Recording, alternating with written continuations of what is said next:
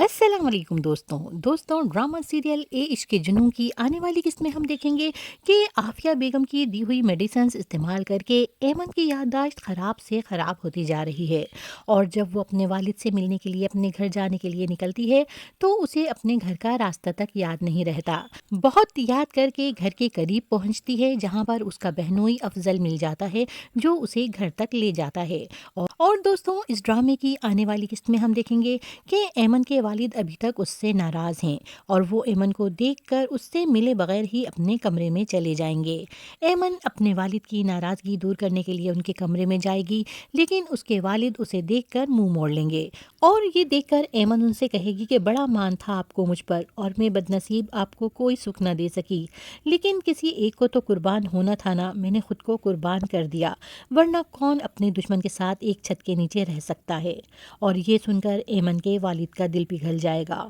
और वो कहेंगे कि अब तुम वापस नहीं जाओगी, मैं तुमको किसी भी हाल में वहाँ वापस नहीं जाने दूंगा। दूसरी तरफ राहिम अली नवाज एमन को ढूंढते ढूंढते उसके घर पहुंच जाएगा और यहाँ पर एमन को देखकर उसे इत्मीनान तो होगा, लेकिन वो एमन से कहेगा कि एमन तुम्हें यूं बगैर बताए नहीं आना चाहिए था, तुम्हें कुछ अंदाज़ा भी है कि मैं कितना परेशान था। लेकिन यहाँ पर एमन के वालिद राहिम अली नवाज से कहेंगे कि तुम्हें एमन के लिए परेशान होने की ज़रूरत नहीं है, मेरी बेटी मेरे पास आ गई है। और फिर एमन के वालिद एमन को राहिम के साथ भेजने से इनकार कर देंगे और इस वक्त राहिम एमन को लिए बगैर ही घर वापस चला जाएगा।